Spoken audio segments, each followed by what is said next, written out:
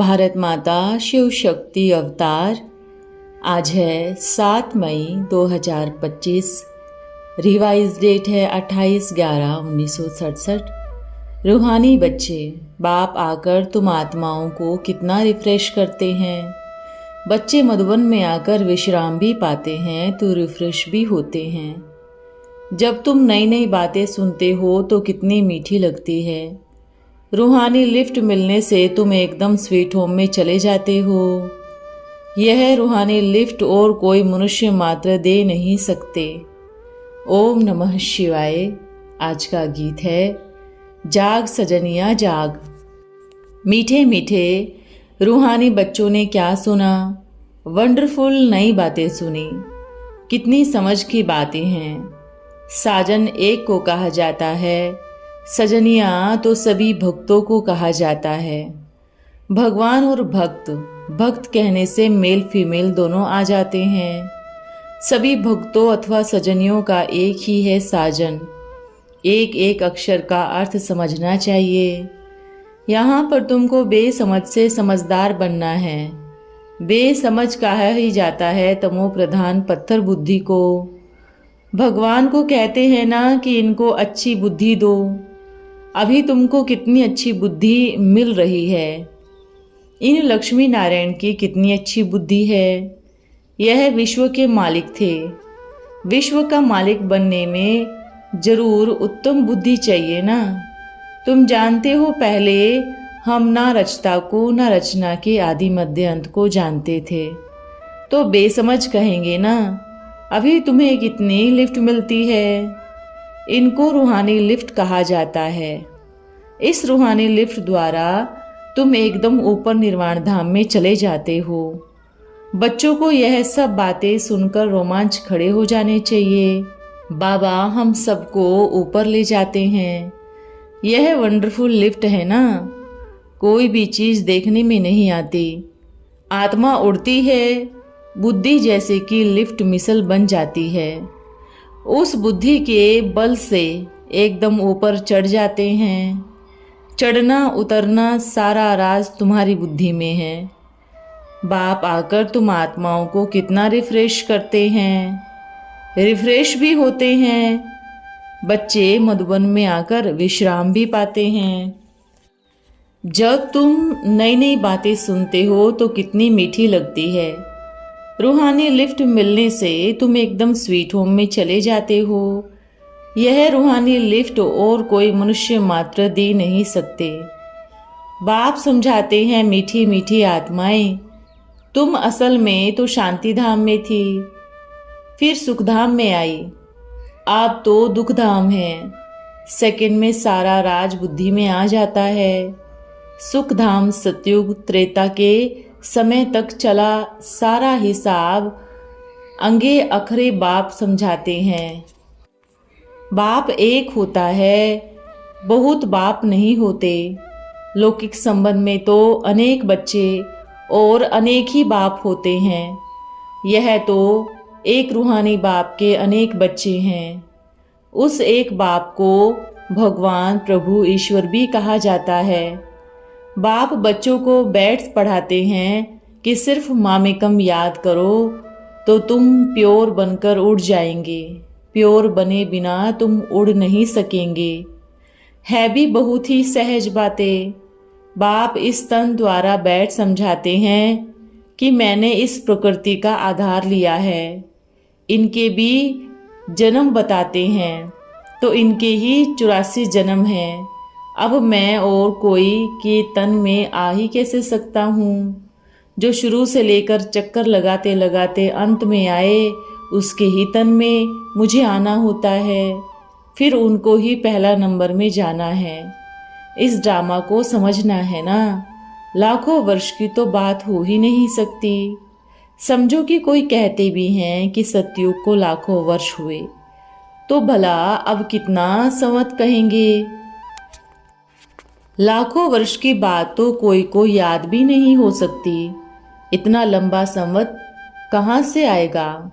देखो विक्रम संवत भी 2200 दिखाते हैं, तो यह तो सहज बात है कि कल्प तो है ही 5000 वर्ष का।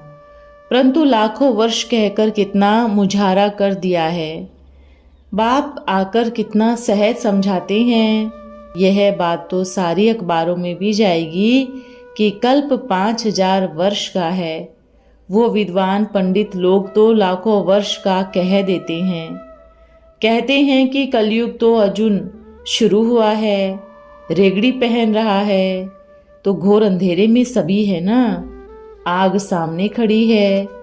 कहते भी है ना कि भंबोर को आग लगी थी। बाप समझाते हैं कि रावण राज्य कोई सिर्फ भारत में ही थोड़ी ही है, यह सारी दुनिया में रावण का ही राज्य है।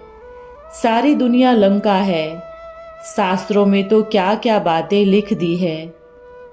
तुमसे वो लोग पूछते हैं कि क्या तुम लोग शास्त्रों को नहीं मानते हो? तो कहो वाह, तुम्हें पता ही नहीं कि हमने द्वापर से लेकर गीता पढ़ी है। सबसे जास्ती तो भक्ति हमने ही की है। 2500 वर्ष हमने गीता पढ़ी है, परंतु अभी हमको ज्ञान और भक्ति का पता पड़ा है। अभी बाप ने ज्ञान दिया है तो सद्गति हो गई, तो फिर हम भक्ति कैसे करेंगे?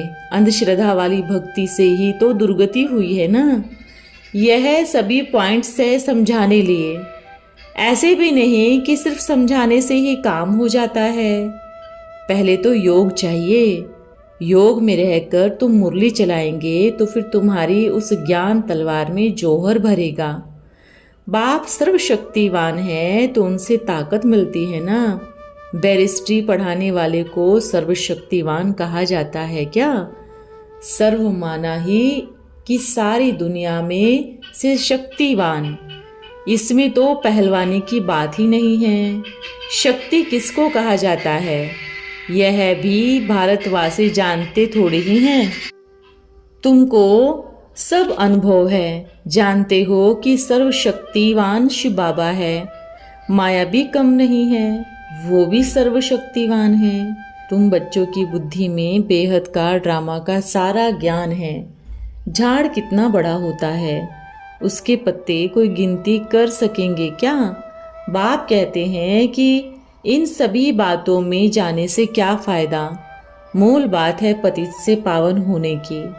बाप को कहते भी हैं कि बाबा आकर हमको पतित से पावन बनाओ। बाप ने समझाया है तुम सभी विशस थे। यह लक्ष्मी नारायण वाइसलेस है ना, यह भी कोई मनुष्य मात्र समझते थोड़ी ही हैं। इसलिए ही बाप के वाक्य हैं कि यह सभी जंगली जानवर आसुरी संप्रदाय हिरण्यकश्यप आदि है। सतयुग में तो यह आसुरी संप्रदाय वाले नाम होते ही नहीं। कृष्ण के लिए दिखलाते हैं कि सुदर्शन चक्र से सभी को मारा। कहीं पर फिर दिखाते हैं कि गैयां चराते थे, कहीं पर फिर कहते हैं कि गाली खाते थे। तो यह सभी बातें समझानी पड़े कि कृष्ण ने गालियां क्या खाई। कहते हैं कि चौथ का चंद्रमा देखा, कितनों को भगाया। यही सब है दंत कथाएं। भक्ति मार्ग में यह सब सुनते सुनते नीचे ही उतरते आए हैं। तमो प्रधान से सतो रजो तमो तो बनना ही है। इस समय सभी है तमो प्रधान जड़जड़ी भूत अवस्था को पाए हुए। इस समय के तो छोटे छोटे बच्चों की भी जड़जड़ी भूत अवस्था है। वानप्रस्थी है, क्योंकि खल्लास तो सभी को होना ही है ना। कितना बड़ा झाड़ है, सारा ही तमो प्रधान है। इन सभी बातों को कोई समझते नहीं है। बाप कितना समझाते हैं कि हे बच्चों, जब तुम्हारी आत्मा सतो प्रधान थी तो तुम डीटी डायनेस्टी में थे। अब तमो प्रधान बनने से तुम ईविल डायनेस्टी में हो। समझते हो ना? इस समय के मनुष्य मात्र सभी तुच्छ बुद्धि नरकवासी है। अगर कहते हैं कलयुग की आयु अर्जुन 40,000 वर्ष है, तो इससे और ही गंदा नरक बनेगा। सुना है ना, कृष्ण को काली दह में सर्प ने डसा। कृष्ण डांस करता था। बाबा ने बताया ना कि यह गांव का छोरा था, काली दह में डांस करता था। काली दह मतलब 1-2 को डसते रहते हैं, उनको कहा ही जाता है रोरव नर्क। परंतु यह मनुष्यों को मालूम तब पड़े जब स्वर्ग का समाचार भी सुने। लाखों वर्ष कह देने से किसको भी ख्याल में कुछ भी नहीं आता। अभी तुम पुरुषार्थ कर रहे हो मनुष्य से देवता बनने का। यह हार और जीत का खेल भारत पर ही बना हुआ है। माया से हारे हार, माया से जीते जगत जीत। माया धन को नहीं कहा जाता। माया तो तुम्हारा बड़ा भारी दुश्मन है। जिसके पास धन है तो वह डांस करते रहते हैं। कृष्ण सबसे साहूकार था ना। बाप देखो कैसे बैठ समझाते हैं। इनके पास तो बहुत पैसे हैं। यह राजभाग कैसे इसने पाया, यह भी तुम समझते हो। तुम ही खुद मनुष्य से देवता बनते हो ना। बाप है ही बेहद का मालिक, तो उनको वातावरण भी ऐसा होगा ना। यह जैसे एक कहानी बैठ बताते हैं। लाखों वर्ष की कहानी तो किसको याद हो कैसे सकती है। क्रिश्चियन लोग पुरानी चीज़ों की बहुत वैल्यू रखते हैं। अब विचार करो तो पुरानी क्या चीज़ होगी। कृष्ण का चित्र ही सबसे पुराना होगा। अमेरिकन लोगों को कोई पुरानी मूर्ति कृष्ण की मिलती है तो उनका 1.5 लाख भी देते हैं। बहुत दाम दे देते हैं, बहुत पैसा कमाते हैं। कोई से पूछो कितने वर्ष की पुरानी है तो 1-2 लाख की पुरानी कह देते हैं। परंतु अब बुद्धि कहती है पुरानी ते पुरानी है ही यह कृष्ण की मूर्ति। इनकी मूर्ति बहुत दिल से लेते हैं। श्री नारायण की क्यों नहीं लेते। कहते हैं हमको तो लॉर्ड कृष्ण की चाहिए। यह है विकारी दुनिया जहाँ असुर रहते हैं, वहाँ है निर्विकारी दुनिया। भारतवासियों को यह भूल गया है कि हम ही देवता थे। फिर 84 जन्म ले यहाँ तक पहुँचे हैं। भारत है अविनाशी खंड, फिर नई दुनिया होगी। अब देखो विनाश के लिए कितनी तैयारियां हो रही है। विनाश के लिए कितना खर्चा करते हैं। खर्च करना चाहिए राजाई पाने के लिए, फिर विनाश लिए खर्च करते हैं क्योंकि तुमको नई दुनिया चाहिए। यह है ही पढ़ाई नई दुनिया के लिए। उसको अमरलोक कहा जाता है और इनको मृत्युलोक कहा जाता है। तुम सब पार्वतियाँ हो। बाप अमरनाथ तुमको अमर बनाने लिए अमर कथा सुना रहे हैं। भगवानुवाच मैं तुमको मनुष्य से देवता बनाता हूँ, मृत्युलोक से अमरलोक में ले जाता हूँ, वाया शांति धाम। तुम बच्चे ही कह सकते हो हमारा बाबा फिर से यह राज्य स्थापन करते हैं। ऐसे और कोई मुख से कह न सके। तुम्हारी यह है एम ऑब्जेक्ट। आदि सनातन देवी देवता धर्म की स्थापना हो रही है, इसलिए पहले पहले यह लक्ष्मी नारायण का चित्र है मुख्य। गीता का भगवान कौन है यह भी याद रखना चाहिए। यह विश्व के मालिक कैसे बने। बाप ने इन्हों को राज्य दिया था, यह भी बच्चे समझते हैं। यह फुल पास हुए हैं, इन्हों के माँ बाप कम पास हुए, इसलिए उन्हों का इतना नाम नहीं। इनका नाम कितना बाला है। कोई धन दान करते हैं तो भी अल्पकालीय रिटर्न में मिलता है। यहाँ तुम डबल दानी बनते हो। विनाशी धन भी तो अविनाशी धन भी दान करते हैं। यह अविनाशी ज्ञान का एक एक अक्षर लाखों रुपयों का है। भक्ति मार्ग में तो जो शास्त्र आदि बैठ सुनाते हैं उनकी आमदनी होती है। भविष्य में थोड़े ही कुछ मिलता है। भविष्य के लिए पहले तो पतित से पावन बनना है। तुम बच्चे अभी इस ड्रामा के आदि मध्य अंत और ड्यूरेशन को जानते हो। मनुष्य तो लाखों वर्ष कह देते हैं। हाँ, आजकल कहते रहते हैं यह महाभारत लड़ाई है 5000 वर्ष पहले हुई थी। सो भी कब कब मनुष्यों के अक्षर निकलते हैं। बाकी तो गपोड़े भी बहुत मारते रहते हैं। तुम कहते हो 9 वर्ष बाद विनाश होगा। यह कोई उनकी बुद्धि में बैठता नहीं है। कौन मरेंगे कौन जिएंगे यह किसको पता थोड़ी ही है। साइंस घमंडी तो अपने ही कुल का विनाश करने यह बॉम्ब आदि बनाए हैं। यह तो डिस्ट्रॉय कर देना चाहिए, परंतु ऐसे थोड़ी ही हो सकता है। पद्मों रुपये खर्च कर फिर डुबोए कैसे देंगे? बाप कहते हैं यह मिसाइल्स वही है जो 5000 वर्ष पहले भी हुई थी। एक धर्म की स्थापना अनेक धर्म का विनाश होना ही है। तुम स्थापना कर रहे हो, तुम हो इनकॉग्निटो वॉरियर्स। तुम विश्व के मालिक बनेंगे, कोई समझ सकेंगे तुम्हारे में भी नंबर वार समझते हैं। जो अच्छी रीति समझने वाले होंगे उनको नशा चढ़ेगा। हम भविष्य लिए योग बल से अपनी दैवी राजधानी स्थापन कर रहे हैं। यह याद हो तो खुशी में रहे, भूल जाते हैं तो जैसे शूद्र बन जाते हैं, याद में रहते हैं तो ब्राह्मण हैं।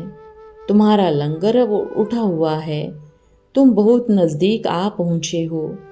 कलयुग के बाद सतयुग जरूर आएगा। यह है छोटा सा पुरुषोत्तम संगम युग। इस छोटे से युग की 100 वर्ष आयु है। 100 वर्ष में ही नई दुनिया बन जाती है। बाकी तो राम गयो रावण गयो, जाको बहु परिवार। तुम्हारा परिवार कितना छोटा है, छोटी मोटी होती है ना। खालसा लोग बड़ी चोटी रखते हैं।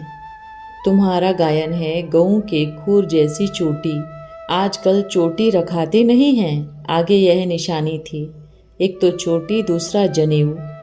अब दोनों नहीं हैं, दिन प्रतिदिन निशानियां भी गुम होती जाती है। अच्छा, ओम नमः शिवाय। आज का वरदान है संपूर्ण भव। क्या बच्चे स्वयं को चेक करते हो? चेक करने का अर्थ क्या है? चेक इसलिए करते हो क्योंकि स्वयं को चेंज करना है। अगर चेंज नहीं कर पाते हो तो क्या कारण है? चेंज तब होंगे जब सर्व शक्तियाँ स्वयं में समाई होगी, अर्थात नॉलेजफुल के साथ साथ पावरफुल होंगे। दोनों का बैलेंस चाहिए। नॉलेजफुल का रिजल्ट है प्लानिंग और पावरफुल का रिजल्ट है प्रैक्टिकल। नॉलेजफुल का रिजल्ट है संकल्प और पावरफुल का रिजल्ट है स्वरूप में आना। दोनों की समीपता और समानता ही दोनों का समान स्वरूप बनना, तभी कहेंगे संपूर्ण बनना। ओम नमः शिवाय।